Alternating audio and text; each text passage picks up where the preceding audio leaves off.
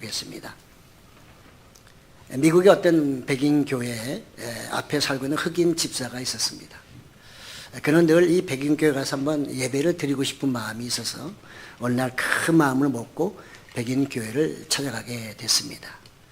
입구에서 안내를 하던 한 백인이 그를 막아섰습니다. 흑인은 이왕 왔으니 예배만 드리고 가게 해달라 이렇게 정말 부탁을 했지만 안내자는 더욱 완강히 거부를 합니다.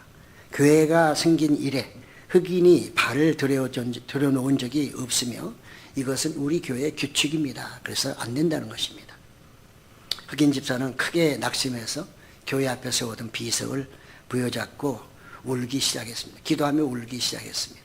한참 기도하며 울고 있을 때 뭔가 세미한 하나님의 음성이 들렸습니다.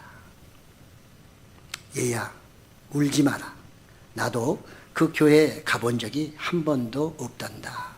하나님의 음성이었습니다. 예수님은 마태복음 15장 3절에 대답하여 이르시되 너희는 어찌하여 너희의 전통으로 하나님의 계명을 범하느냐 이런 말씀하셨는데요.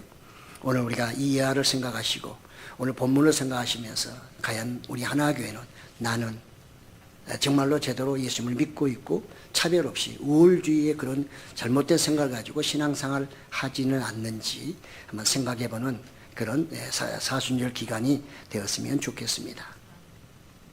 본문으로 돌아가 보면 정말 유대 종교 지도자들이 그 우월감이 얼마나 심했다는 것을 알 수 있고요.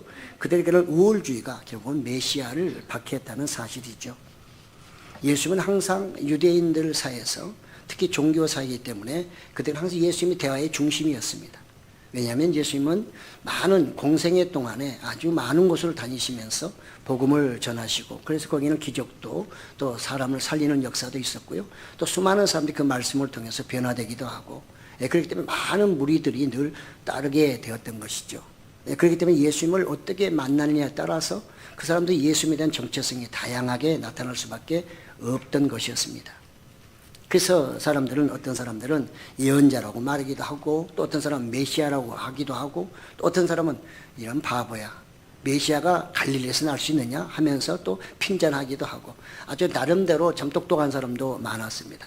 이렇게 의견이 예수님 때문에 분분하게 된 거죠.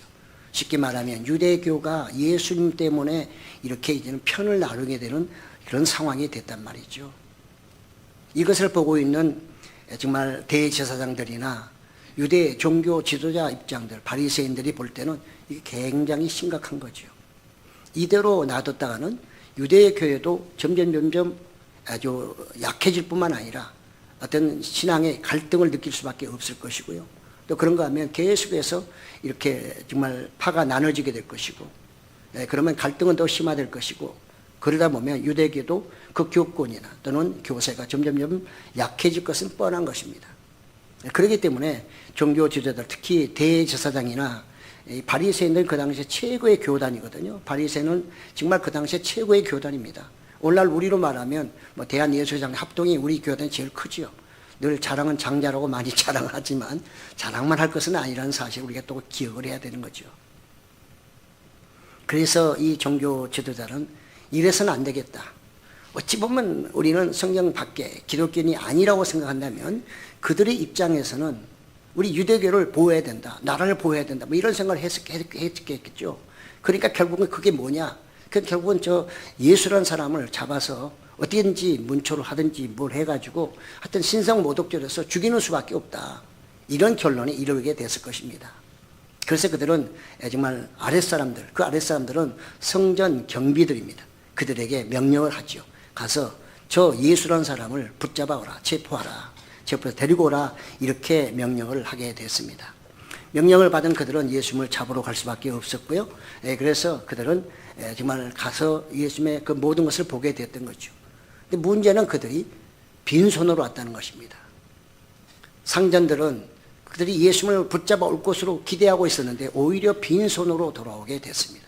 그러니까 이 상전들이 몹시 화가 난 거죠.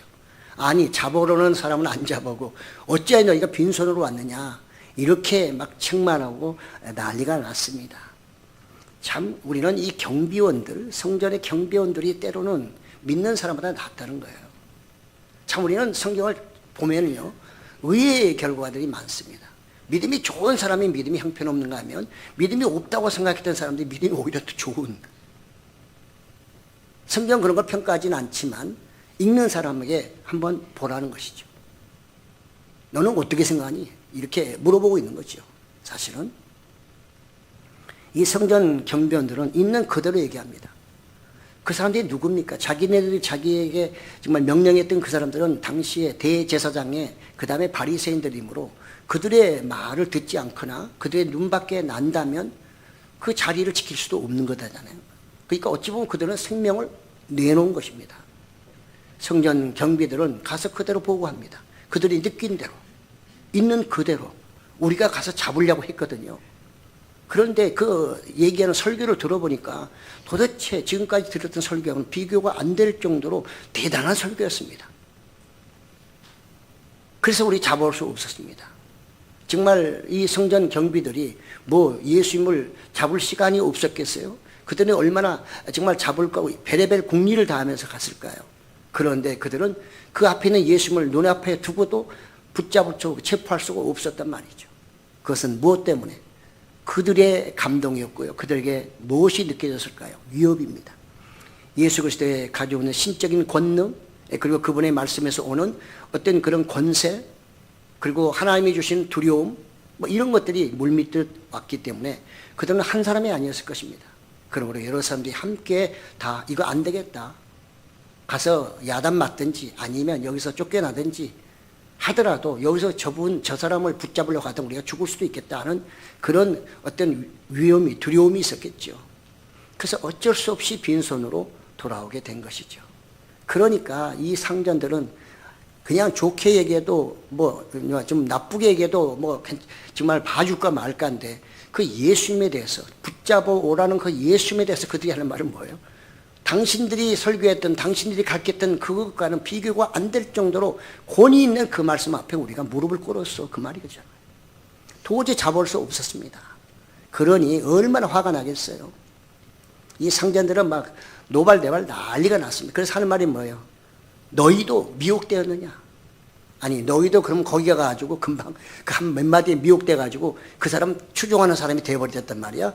이렇게 지금 얘기를 하게 되는 것이죠. 우리는 정말 그 예수님의 말씀 속에서도 늘 너희는 미혹되지 않게 하라, 미혹받지 말라, 유혹받지 말라는 얘기를 많이 하시잖아요. 우리는 이 말씀을 가만히 생각해 보면 그들은, 상전들은 예수님의 말씀에 미혹을 받지 말라고 하고 예수님은 제자들에게 저들의 말에 미혹되지 말라고 하고 있습니다. 그러므로 우리는 우리의 삶 전체가요, 날마다 미혹을 받을 수도 있다는 것을 늘 기억해야 하는 것이죠. 그들은 다른 사람이 아닙니다. 예수님을 잡아오게 하고 또 예수님에게 너희가 미혹됐냐고 말하는 그 사람들은 누구예요? 유대인이에요. 하나님을 믿는 사람, 언약의 백성, 정말 하나님의 나라가 확전됐다고 생각하는 유대인들이었어요. 근데 그들이 오히려 예수님을 이렇게 핍박하고 오히려 미혹됐냐고 정말 타박하고 오히려 그들에게 위협하는 그런 모습을 볼 수가 있는 거죠. 우리는 이 땅에 살면서도 세상이나 우리 주변의 많은 사람들 사이에서 미혹되는 말들이 서로 간에 많이 오고 가는 것입니다. 같은 신앙인끼리도, 신앙인과 비신앙인 사이에도, 교회와 세상 사이에도 이런 서로 간에, 세상은 우리를 미혹하고 우리는 저들을 미혹하잖아요. 누가 더 세냐가 중요하죠. 누가 더 세냐가. 예수님의 그 권위가 워낙 컸기 때문에 이들이 결국은 거기서 굴복한 거죠. 항복한 거죠. 그리고 가서 상전들에게 보고를 하는 것을 볼 수 있습니다. 여러분들은 예수님 말씀을 읽으실 때, 예수님 말씀을 들으실 때 어떤 감정이 있으신가요? 이런 정말 성전 경비들처럼, 아랫사람들처럼 그 말씀을 들을 때마다 그것이 나에게 엄청난 위협이 되고, 아니 위협이라기보다는 엄청난 하나님의 말씀으로 나에게 두려움을 갖다 주고, 그래서 하나님을 섬길 수밖에 없는, 하나님의 뜻대로 살 수밖에 없는 그런 믿음의 사람으로 계속 가고 계신지요? 아니면 늘 들어도 또 그 말씀에 미혹받고 또 다른 것 때문에 미혹받아서 내가 지키려고 하는 그 말씀을 잃어버리고 가는 그런 신앙인으로 살아가고 있는지요? 자신 한번 돌아보면 좋습니다. 그렇습니다. 유대인들은 그 유대교의 우월주의에 빠져가지고 지금 이 기독교, 지금은 아주 탄생하기도 전이죠. 탄생하다 볼 수도 있지만 너무 어린 기독교를 완전히 짓밟고 있는 것을 볼 수 있습니다. 무엇으로? 그들의 우월주의였습니다. 그렇기 때문에 그들은 뭐라고 말합니까? 야, 관원들이나 유대인 중에서 또 너희 중에서 설마 저들의 저들의 도에 미혹된 자는 없겠지. 아주 자신 있게 한편을 얘기하는 거죠. 그런 사람은 설마 없겠지. 우리 유대교인들이 어찌 저런 사람의 도에 미혹될 수 있겠느냐. 이렇게 그들이 또 말을 하면서 그 뒤에 뭐라고 나오죠? 그 무리들, 그 도를 쫓는 그 무리들은 다 저주받은 자들이다. 율법을 모르는 자들이기 때문에 저주받은 자들이라 이렇게 말하고 있습니다. 과연 그들이 그렇게까지 저주할 수 있는 그런 위치에 있을까요? 그렇게 성경을 제대로 알고 있을까요? 정말 하나님이 기뻐하시는 그런 믿음의 길이라고 정말 우리가 확신할 수 있을까요? 그럼에도 불구하고 그들 스스로가 그 우월주의에 빠졌기 때문에 그 어떤 것도 눈에 들어오지 않습니다. 그들이 말하는 것이 최고였고 그들이 지킨 것이 최고였고 그들이 정말 지키는 모든 예식들을 지키지 않고 따라오지 아니하면 전부 다 그 사람들은 율법을 모르는 자로 무지한 자로 땅의 사람들로 그들이 저평가해버린 것이죠. 아마 이들의 그 말 속에는 지금 많은 사람들이 모여서 하나님께 예배드리고 또 성전에 왔기 때문에 그 중에는 누가? 특히 갈릴리 사람들이 많잖아요. 예수님이 갈릴리 출신인 걸 그들은 알고 있었기 때문에 갈릴리 사람들을 특히 포함하여 그렇게 말하고 있다고 볼 수가 있는 것이죠. 그들이 말한 율법을 모르는 이 무리, 그게 얼마큼 나쁜 의미인가? 그것은 땅의 사람들로 정말 그 구약 때 바리새인 유대인들이 바벨론을 끌려가기 전에 그 유대 땅에 남았던 사람들, 그 사람들을 땅의 사람들이라고 그랬어요. 그 당시는. 그러나 이것이 의미가 점점 바뀌면서 나중에는 무식한 자, 쓰레기 같은 존재. 그 쓰레기란 얘기입니다. 여러분, 성직자리입니다. 그 당시에 대제사장과 그 다음에 바리새인은 굉장히 신분이 높은 상류층입니다. 정말 그야말로 하면 올라오는 VIP입니다. 그런 사람들 입에서, 그렇게 성스러운 사람들 입에서 저주받은 자, 쓰레기 같은 인간들이라고 말할 수 있을까요? 이거는 절대로 해서는 안 되는 말입니다. 우리도 마찬가지입니다, 여러분. 저나 여러분 다 세인트입니다, 영어로는. 다 성도입니다. 어찌 보면 성인이라고 우리는 성인도 세인트로 번역하잖아요. 그럼 우리는 다 거룩한 사람들입니다. 내 마음에 좀 안 든다 해요. 나와 같이 가지 않는다 해서 그냥 내 질러버리면 안 돼요. 내 질러버리면 그 질른 대로만큼 다 나에게 돌아오는 것입니다. 그들은 그것을 몰랐던 것이죠. 그들은 우월주의에 빠졌기 때문에 율법이 최고라고 믿었고 언약 백성이라는 그거 하나 때문에 그들이 어떤 말을 해도 관계없고 성경을 어겨도 말씀을 율법을 어겨도 관계없다고 생각했던 가장 어리석은 사람들이었습니다. 그렇기 때문에 그들이 예수님을 팔아 넘길 수가 있었고 죽이라고 명령할 수가 있었던 것이죠. 어쨌든 우리는 이 상황 속에 하나님의 준비한 한 사람이 있었으니 바로 니고데모라고 하는 사람입니다. 그는 관원이었습니다. 요한복음 3장에 그에 대한 얘기, 예수님과 대화의 얘기가 나옵니다. 그러나 끝에 보면 결론이 없어요. 그래서 니고데모가 어떻게 됐다는 거야? 믿는다는 거야? 안 믿는다는 거야? 알았다는 거야? 몰랐다는 거야? 그에 대한 얘기가 없어요. 왜? 예수님이 질문하고 사람이 거듭나지 아니하면 하나님의 나라를 볼 수 없느니라. 원래 니고데모가 예수님을 밤에 몰래 찾아왔을 때는 당신은 하나님께로부터 온 사람입니다. 이런 놀라운 일을 행할 수 있는 사람은 하나님이 보낸 사람밖에 없습니다. 이렇게 하면서 그가 영생을 얻으려고 사실은 예수님께 뭔가 더 많은 걸 얻으러 왔다가 관원으로서 왔다가 오히려 거듭나지 아니하면 하나님 나라를 볼 수 없다고 하니까 아주 어리석은 대답을 하잖아요. 사람이 어떻게 거듭날 수 있습니까? 그래서 예수님이 하시면 너는 선생이면서 유대의 납비라고 하는 사람이 그것도 모르느냐? 이렇게 예수님한테 책망을 받았던 사람, 그 니고데모였습니다. 아직 니고데모는 제가 볼 때는 그렇게 성숙한 신앙인은 아니었던 것 같아요. 그래서 그가 말합니다. 아니, 우리 유대교에서 유대법에 사람들이 뭐가 잘못됐다고 누가 말하면 그냥 그 말만 듣고 판결해버리고 재판하려고 하는 것은 맞지 않지 않느냐 하면서 그가 이제 대꾸를 하죠. 그러니까 이 정말 그 관리들은 니고데모 이런 말에 뭐라고 좀 하기가 어렵죠. 한번 보면은 그가 율법의 어떤 말씀을 근거해서 그들에게 줬나 하는 것이죠. 신명기 1장 16절에 보면 내가 그때 너희의 재판장들에게 명하여 이르기를 너희가 너희의 형제 중에서 송사를 들을 때에 쌍방간에 공정히 판결할 것이며 그들 중에 있는 타국인에게도 그리할 것이라. 분명하게 성경은 어떤 문제가 있고 소송이 제기가 되면 쌍방 다 불러서 그들 얘기를 들어보고 그 다음에 자세히 사실적인 것이 어떤 것인지 확인해 본 다음에 판결을 내려야지 한 사람만 일방적으로 듣고 판결하면 안 된다고 성경에 기록되어 있습니다. 그들은 율법을 엄청 잘하는 사람이잖아요. 그러니까 니고데모 입장에서는 바로 이런 말씀에 근거해서 당신들 엄청나게 율법을 잘한다고 허세를 부리는데 그 말씀에 기준하면 지금 그 맞지 않는 거지 않느냐. 그 사람 무조건 잡아서 뭐 한다고 하는 거 그것은 옳지 않지 않느냐라고 반문하고 있는 것이죠. 구약의 율법은 우리는 죄인이다. 율법은 죄를 밝혀주는데 그 기능이 있습니다. 그렇지만 우리가 율법을 보면요. 가난한 사람, 어려운 사람은 무조건 잘해주고 잘 사는 사람, 부유한 사람은 나쁘게 해주고 그렇게 말하지 않습니다. 하나님은 억울한 사람이 없도록 하라는 게 율법입니다.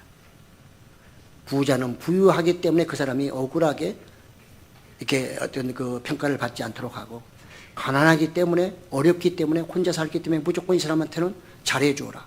죄를 지어도 적당하게 그냥 탕감해주든지 뭐 하든지 하라. 이렇게 성경은 말하지 않습니다.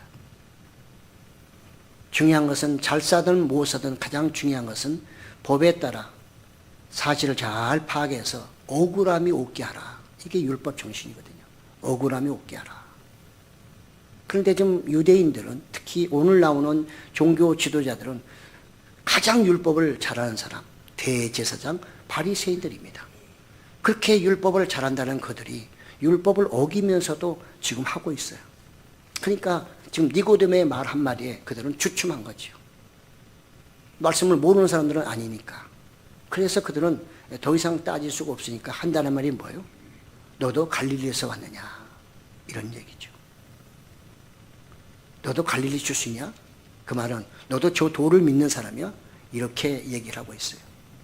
어찌 보면 앞에서 정말 우리 중에 간원 중에 또는 바리새인 중에서 누가 저 도를 따르는 사람이 있겠느냐? 우리는 절대 그런 사람을 안 따른다라고 그들이 굉장히 자부심을 갖고 얘기했는데 니고데모는 오히려 그 말을 들으면서 좀 나름대로 좀 반감이 있었지 않을까.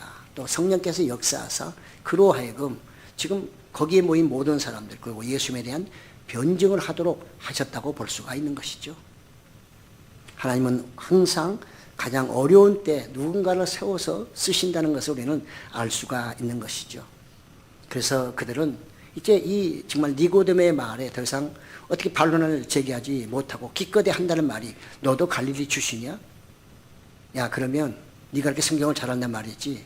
그러면 메시아가 갈릴리에서 나온다고 돼 있는지 한번 찾아봐. 그 찾아서 우리한테 갖고 와봐. 이렇게 말하는 거랑 똑같은 것입니다. 그들은 그 이후에 더 이상 이 얘기를 진행하지 않습니다. 그러면 바리새인이나 대제사장들을 그래? 그러면 정말 당신 말대로 그 예수가 어떤 거고 누구고 막 따져야 될 거 아니에요. 근데 그 이상 아무것도 없어요. 오늘 본문은 뭐예요? 그리고 다 집으로 각각 갔더라. 그게 그냥 저자가 그렇게 써놓은 것입니다. 그들의 목적은 뭐예요? 오로지 예수님을 죽이려고 하는 데만 목적이 있습니다. 그렇기 때문에 아무것도 보이지 않는 거예요. 눈이 이미 어두워져 있고 마음도 이미 닫혀져 있기 때문에 올바른 것은 보이지 않기 때문에 자기들이 생각한 그 길로만 막 가려고 하는 이런 잘못된 이제 지도자, 종교 지도자들이 되고 말았던 것입니다. 갈릴리에서 선지자가 나오겠느냐 이렇게 말하지만 뭐 주석학자에 따라 다르긴 해도요. 이 갈릴리에서 나온 사람 중에는 요나나 호세아, 나훔, 또 아모스, 엘리야나 엘리사는 이제 조금 다르긴 해도요. 어쨌든 간에 이런 사람들로 보고 있습니다. 그러니까 갈릴리에 실제로 선지자가 많이 나왔다는 것이죠. 그럼에도 불구하고 그들은 그거마저도 부정하고 누구 때문에? 예수님 때문에.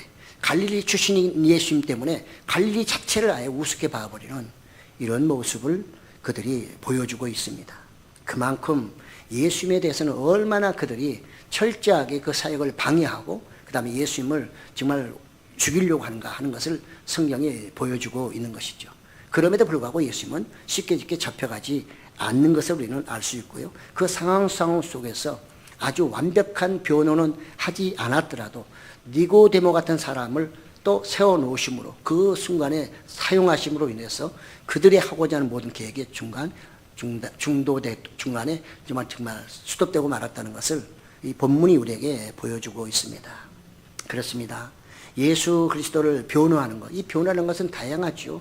내가 예수님을 전도하는 것도 당신 예수 믿어요? 그러면 그냥 묵묵부담일 경우는 부담이라. 그러면 이것은 내가 믿는 것도 안 믿는 것도 아니잖아요. 그러면 우유부단한 거죠. 이런 우유부단한 신앙인은 곤란합니다. 그러면 예수님도 나도 너를 알지 못해라고 하나님 앞에서 얘기하시겠죠. 만약에 우리가 가정하여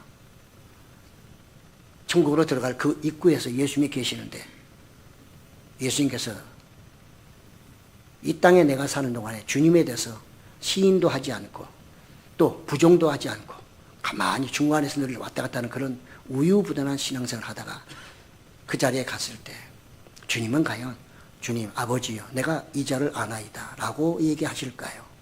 아니면 아버지가 물어보시면 예수님도 뭐라고 하실까요? 예수님도 아마 묵묵부답일 것입니다. 이를 아느냐 해도 예수님은 말씀 안 하실 거고 모르냐 해도 말씀 안 하실 것이고 그럼 그 사람은 어디로 가야 될까요? 우리가 신앙생활에서 아무것도 아니고 이 유대인들의 우월주의가 그 당시에 그들에게만 있는 것 같아도 오늘날 우리에게도 있을 뿐만 아니라 때로는 우리는 이 니고데모처럼 하나님의 은혜를 받아서 지금 사용 쓰임받고 있긴 하지만 이렇게 우유부단할 때도 있다는 것입니다. 그러나 꼭 기억할 것은 그리스도에 대한 충성은 이 땅에서는 십자가를 의미하죠. 고난과 고통이고 그걸 통해 내가 많은 정말 피해를 볼 수도 있는 것이죠. 그러나 그것이 하나님의 나라에서는 멸류관이라는 것도 잊지 말아야 하는 것입니다. 예수님은 나를 시인한 자는 나도 아버지 앞에서 시인할 것이요 나를 부인한 자는 나도 아버지 앞에서 부인하리라고 하는 그런 말씀을 우리는 꼭 기억을 하면서 살아야 하는 것입니다. 오늘 말씀을 통해서 몇 가지를 한번 정리해 보려고 합니다. 첫째, 오늘 말씀을 통해서 사람의 권세로 하나님의 권세를 이길 수 없습니다. 우리가 이 말씀 하나만 생각해도요, 우리는 더 큰 믿음을 가질 수가 있고요, 웬만한 상황 속에서 주님을 부정하거나 내가 그리스도를 서운하게 하는 일은 없을 것입니다. 그러나 우리는 실제로 삶 속에서 하나님의 권세보다는 사람의 권세가 크다고 생각하기 때문에 그 앞에서는 늘 굽실거리고 사람의 말에 더 따라갈 수가 있고 거기에 미혹될 가능성이 훨씬 높은 게 우리의 실생활입니다. 그러므로 우리는 오늘 말씀을 생각하면서 아무리 그들이 예수님을 죽이려고 해도 하나님의 허락하지 아니하시면 예수님을 죽일 수가 없다는 것입니다. 예수님이 한두 번 이렇게 체포당하고 죽을 뻔한 적이 한두 번이 아니잖아요. 그럼에도 불구하고 예수님은 그때그때마다 하나님이 피할 길을 열어주심으로 그분의 사역을 끝까지 감당할 수 있었던 것이죠. 그것은 다른 데 있는 것이 아니라 하나님의 권세를 인간의 힘으로는 이길 수 없고 하나님이 허락하지 아니하시면 절대적으로 그것은 이루어질 수 없다는 것을 우리에게 보여주고 있는 것입니다. 그렇기 때문에 우리는 이런 걸 보면서 우리 신앙생활 속에 내가 더욱더 단단한 믿음을 가져야 되는 이유는 그래야만 내가 흔들리는 믿음을 갖게 되고 또 나가서 하나님의 뜻을 더 내가 알아가려고 애를 쓰게 되고 그 뜻을 알아가면 알아갈수록 훨씬 지름길의 인생을 살 수가 있는 것입니다. 다 돈 다음에 그때서 진리를 발견하는 것은 너무 늦잖아요.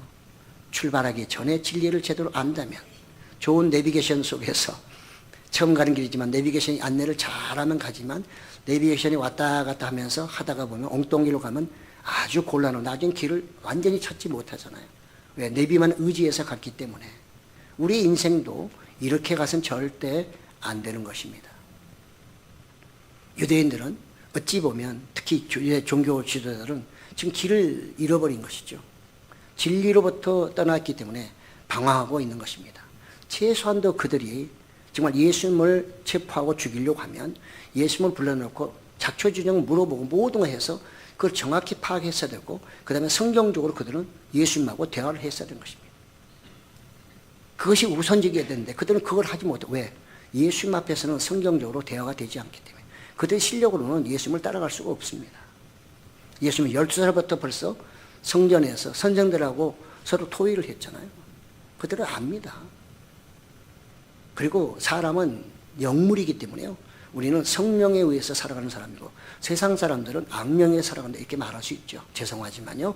모든 사람들이 다 그렇다고 말하기는 좀 그렇지만 어떻게든 간에 성경적으로 보면 그렇습니다. 그때 누구나 어떤 상황을 맞이하게 되면 다 영적인 그런 흐름들을 통해서 볼 수 있는 눈들이 생겨요. 그래서 성령이 충만하면 하나님의 뜻을 알게 되지만 성령이 좀 느슨하게 또는 많이 빠져서 바닥을 친다 그러면 하나님의 뜻을 분별하지 못할 수가 있는 거죠. 중요한 것은 성령이 충만할 때 하나님의 권세를 인정하게 되고 사람의 권세는 그 다음이라는 것을 내가 믿고 가기 때문에 신앙에서 승리할 수 있는 것이죠. 어찌 보면 니고데모는 이 순간에서 그가 우유부단하긴 했어도 그래도 하나님께서 순간적으로 그런 은혜를 주심으로 그가 그런 아마 변정을 할 수 있었으리라 생각합니다. 두 번째로 아무도 사람을 저주할 수 없습니다. 네, 이미 말씀을 드렸지만 유대 종교 지도자를 할지라도 절대로 그들은 그들의 입으로 사람을 저주할 수는 없습니다. 왜냐하면 축복과 저주는 하나님의 주권입니다. 하나님이 허락하지 아니하시면 아무리 저나 여러분이 저주하고 뭐 축복해도 그건 복이 되거나 또 저주가 되지 않습니다. 그렇기 때문에 조상들은 하나님의 그 주권을 받아서 그 자녀들에게 축복했기 때문에 그 축복이 이루어지는 거죠. 우리는 하나님께서 창세기 12장 3절에 아브라함을 불러서 하신 말씀을 다시 한번 이렇게 생각해 본다면 너를 축복하는 자에게는 내가 복을 내리고 너를 저주하는 자에게는 내가 저주하리니 땅의 모든 족속이 너로 말미암아 복을 얻을 것이라. 그래서 하나님이 아브라함에게 한 모든 복이나 저주 그것을 누가 하나님이 그 사람에게 복 주고 하나님이 그들에게 저주한다는 것입니다.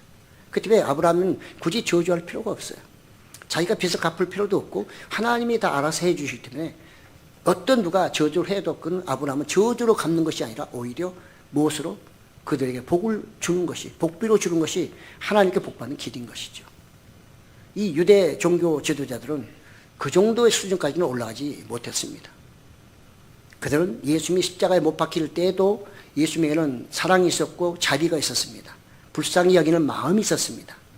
그렇지만 종교 지도자들은 그런 마음이 전혀 없어요. 오로지 율법에 조금이라도 정말 어기면 무조건 심판, 재판, 그래서 넘겨버리고 아예 제거시키려고 하는 게 그들의 생각이었기 때문에 이 율법과 은혜라는 말을 우리가 쓰는 이유가 바로 거기에 있는 것이죠. 그러나 율법이 나쁜 것은 아니죠. 율법은 예수님이 완성하러 오셨다고 말씀하기 때문에 율법에 제대로 된 율법 정신을 그들이 이어받았다면 절대로 함부로 사람을 죽이려고 하거나 또는 저주하거나 할 수가 없는 것인데 그들은 무슨 권한으로 예수님을 따르는 사람들은 저주받은 사람이라고 그렇게 저주할 수 있는지 이거는 참으로 알 수가 없는 것입니다.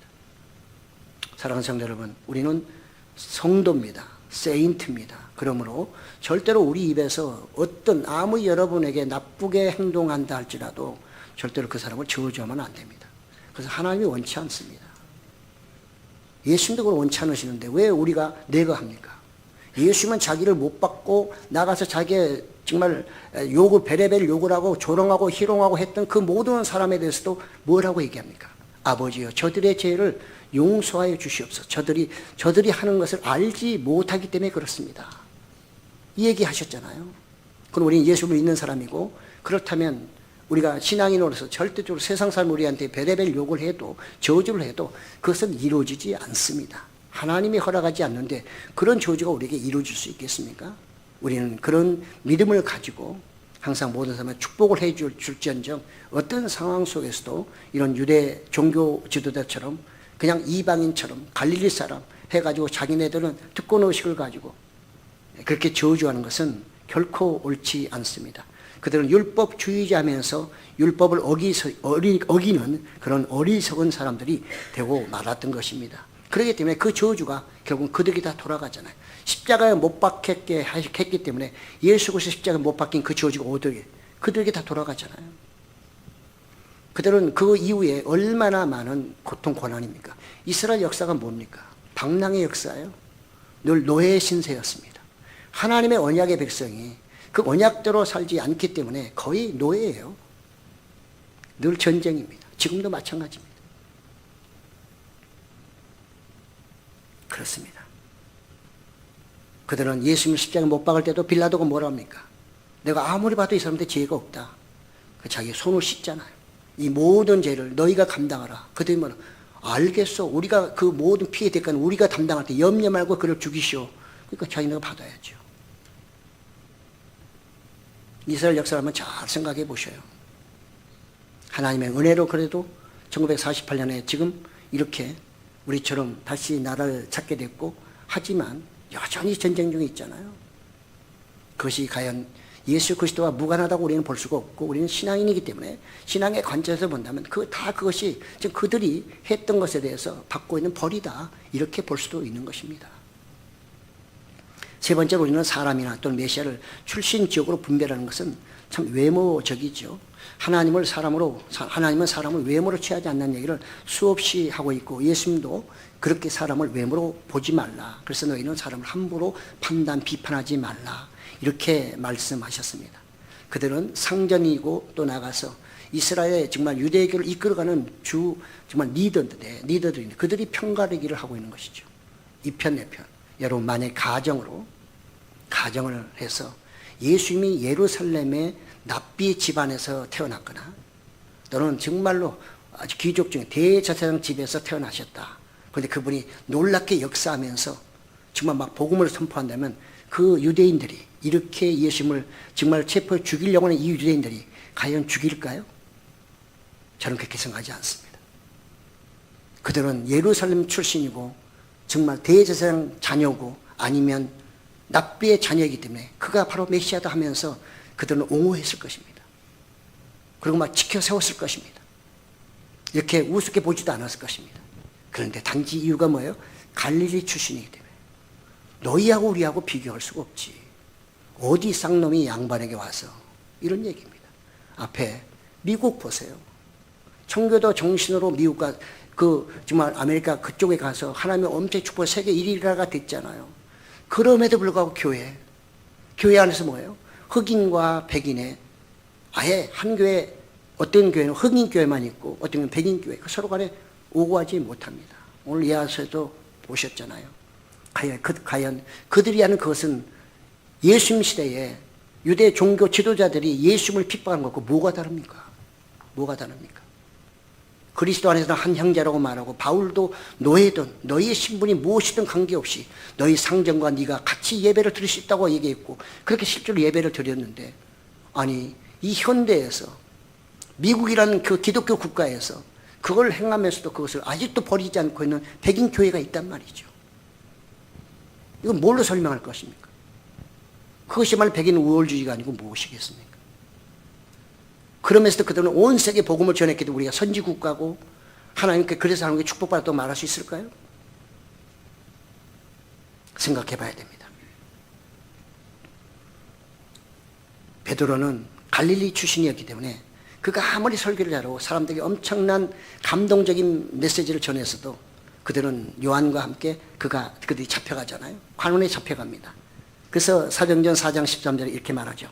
그들이 베드로와 요한이 담대하게 말함을 보고 그들을 본래 학문 없는 범인으로 알았다가 이상히 여기며 또 전에 예수 함께 있던 줄도 알고, 그래서 더 이 정말 베드로, 요한 그 제자들을 더 핍박하는 것입니다. 왜? 갈릴리 출신이니까.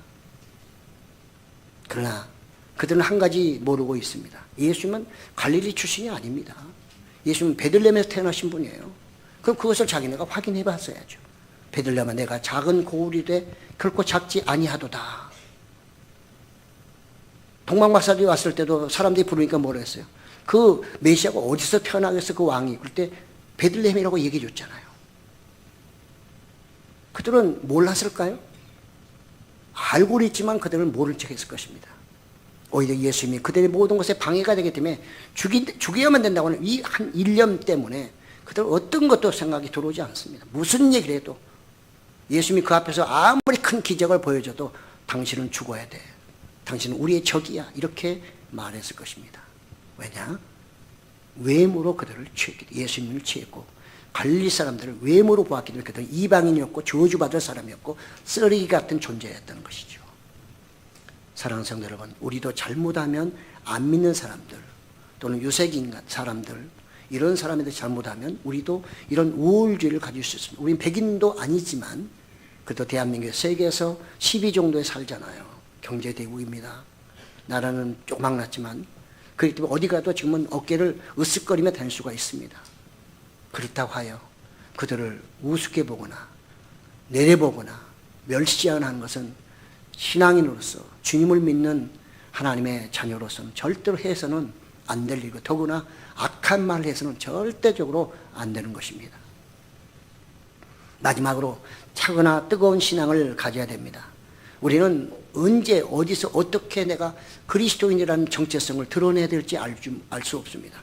하나님이 어느 순간에 어떤 상황 속에서 딱 끄집어내가지고 네가 한번 변호해봐, 네가 그리스도인의 증인으로 한번 살아봐, 또는 여기서 얘기해봐라 할 때 과연 여러분들은 어떻게 할까요? 우리는 참으로 이상합니다. 성전 경비들은 그들의 정체가 분명해요. 그들은 예수님을 보고서 예수님의 권위를 통해서 있는 그대로 얘기해 줍니다. 죽을 줄 알고 직업을 뺏길 수도 있고 엄청나게 정말 야단 책망을 받을 수도 있음에도 불구하고 그들은 받은 그대로 다 얘기해 줘요.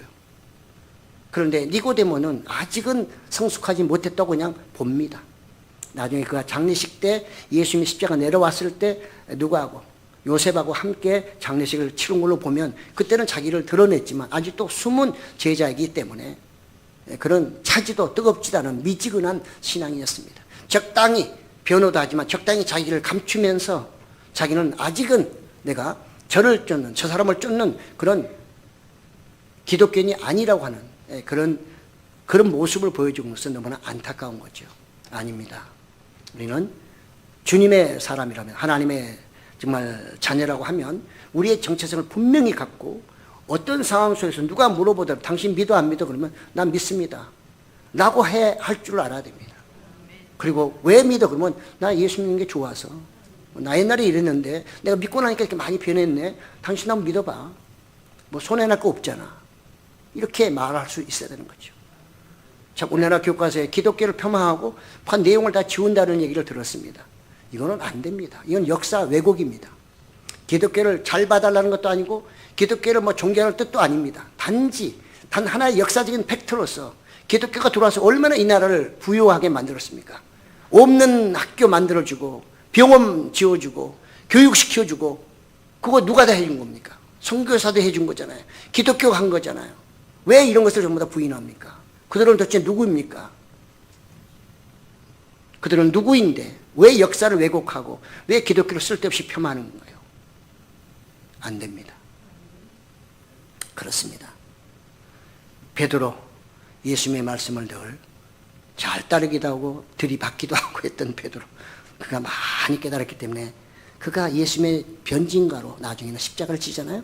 그의 말씀 중에 베드로전서 3장 15절에 너희 마음에 그리스도를 주로 삼아 거룩하게 하고 너희 마음을 먼저 거룩하게 하라. 너희 속에 있는 소망에 관한 이유를 묻는 자에게 대답할 것을 항상 준비하되 온유와 두려움으로 하고, 복음을 전할 때나 내가 증인으로 쓸 때는 절대로 교만하면 안 됩니다. 유대인들처럼, 종교 지도자처럼 아주 우월주의 그런 사상을 가지고 사람들을 대하면 안 됩니다. 나는 믿기 때문에 나는 의인이고 당신은 안 믿기 때문에 죄인이야 해가며 상대방에 그렇게 전도하는 것은 옳지 않습니다. 전도하는 자는 반드시 뭐라고요? 온유하고 두려움으로. 온유는 그 사람에 대한 친절한 마음을 가지고, 불쌍한 마음을 가지고, 두려움은 하나님이 보고 계시다는 거죠. 그렇습니다. 오늘 우리가 전도를 그동안에 하면서 너무 과격하게 잘못한 경향도 있습니다. 이제 고쳐야 됩니다. 말씀대로 가야 됩니다. 온유와 두려움을 가지고 복음을 전하고 내가 증인으로 살아간다면 훨씬 기독교는 더 많이 세가 확장될 것이고 더욱더 좋은 기독교인으로 사는 데게 각인이 된다면 교회는 계속해서 성장 발전하게 될 것이고 하나님의 나라가 세워지며 하나님께 영광을 돌릴 줄로 믿습니다. 그런 여러분, 우리 하나교회가 되기를 예수님의 이름으로 축복합니다.